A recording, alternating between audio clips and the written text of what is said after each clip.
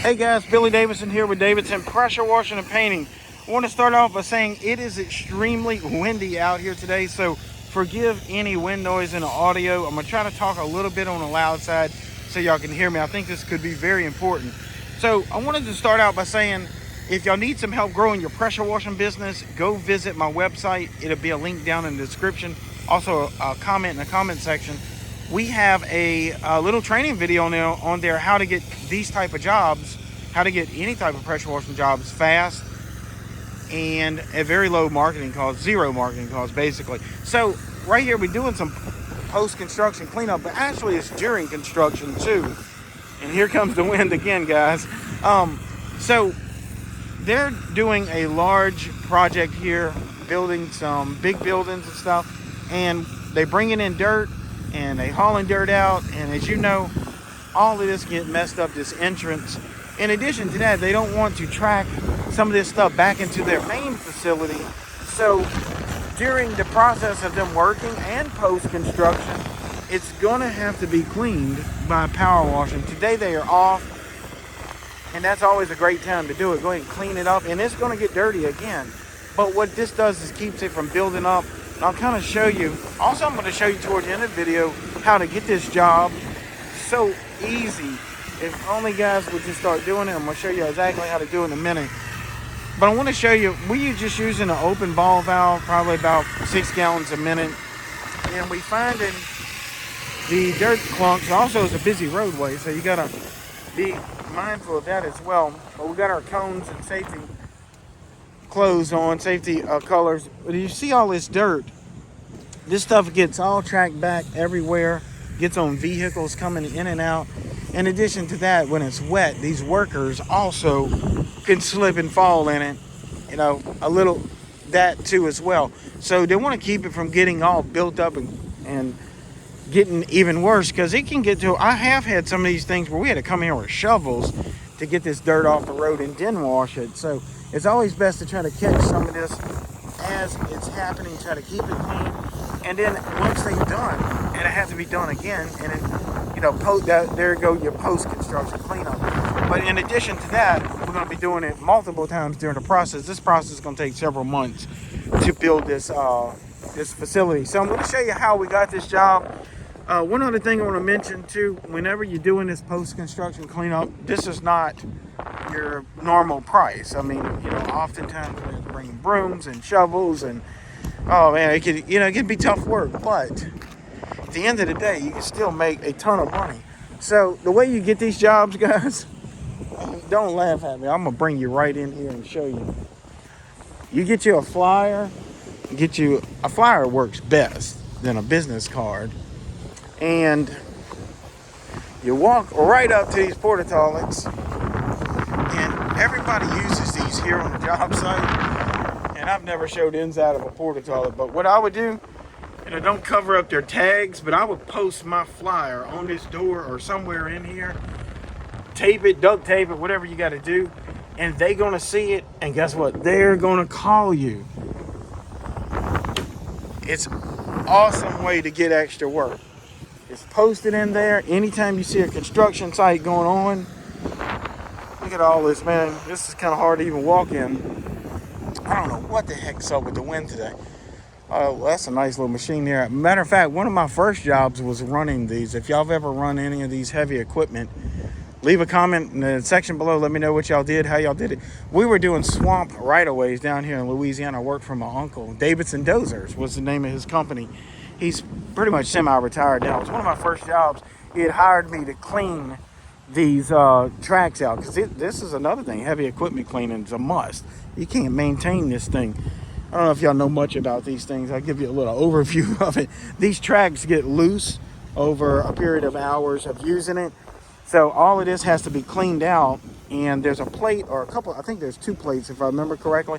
You pop it out and you take a grease gun, literally, put it on the alamite, and you pump up the tracks. That's how you adjust the tracks out and tighten them up, almost like tightening up a chain on a bicycle. So heavy equipment cleaning, they can't get to it like this. They don't have a power washer here. You know, they're doing dirt work. They're not into that. But they'll hire you to come in and clean these units.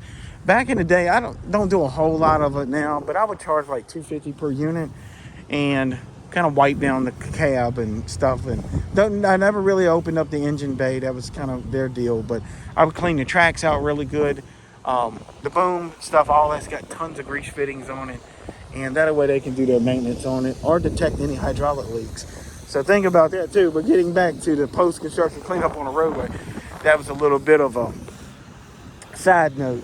Those porta-johns, porta-toilets, whatever you call them, man, if you see one of those anywhere, make it your business to get you 100 flyers, a roll of duct tape. This wind is crazy. It's like blowing 30 miles an hour out here. Make it your business to go in and put your flyer on the door. There's no reason not to, unless you just don't want to do the work. And what I usually do is put on my flyers, post-construction cleanup, pressure washing roadways, especially if we have a buffer tank like we got. Look, we tied into this fire hydrant with a meter. We didn't do this. Somebody else was tied into it and drove off and made it lean. So that ain't had nothing to do with me. But so make it your business, man. Go put those flyers out there. Put them in the porta-johns. Anytime you see any construction site, I don't care if it's fast food going up, a store, Walmart, dollar stores, or all gas stations, just do it. If they got 3 or 4 porta-johns out there, do every one of them.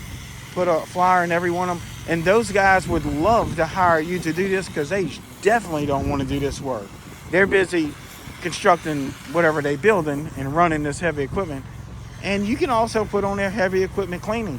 And if you happen to have hot water, that's even a must. You can put that on there too as well. But I also would put on there that you can carry your own water supply. Now, that being said, we're lucky we have a hydrant here, but let's say we didn't, we would have to fill up somewhere and come in and wash and then back and forth. There again, your price starts to get you start to get into a much larger ticket item, especially if you're carrying water back and forth. So think about that as well. I always try to identify a water source before I start submitting estimates. You know, what if you got to travel a quarter of a mile or a half a mile? What if you don't have a hydrant and you have a slow fill up? So all of that's going to be accounted in. In addition to that, you can expect to make several $100s an hour. Post-construction cleanup in my area pays $300 to $400 per hour. And the clock doesn't stop if I'm going somewhere to fill up. There's literally been time, guys, that I'll make $400 doing right there what you're seeing Big Chris is doing. And also, I've made the same $400 sitting in the truck waiting on the tank to fill up. We don't distinguish whether it's pressure washing hours or refilling hours. And matter of fact, it probably doesn't matter to them. Their budgets are so big on these construction sites. You talk about millions and millions of dollars. And if they don't have to deal with this cleanup, they don't have to deal with the city or the county coming in griping about the roadway being dirty, it's worth $10,000, $15,000, $20,000 to them over the duration of the project. So there's many new construction cleanup jobs that I have got in those price ranges. Now, obviously, it wouldn't be that much if you're doing a dollar store or something, but I would still be in that $300 to $400 range. Now, if you live out in the middle of nowhere, maybe you can drop it down to $225 to $250 an hour.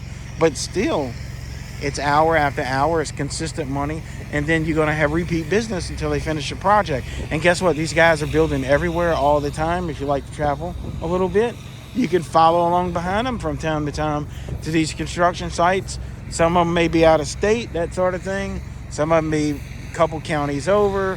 You know, you can set your range. You know, you just tell them, hey, I'm willing to travel 250 miles. In that case, we always throw in there a little travel expenses, hotel, that sort of thing, on top of our hourly rate. And they either accept it or they don't. Don't undercut yourself because it's worth every penny of it. They have the money. It's in the budget. And if it's not, they can find it. Because, again, they're dealing with millions and millions of dollars. And this is one less headache that they have to deal with if you're willing to take it from them. So, guys, anyway, I hope this helps. If it has, hit that subscribe button, hit the like button, leave a comment in the section below if you like these type of videos.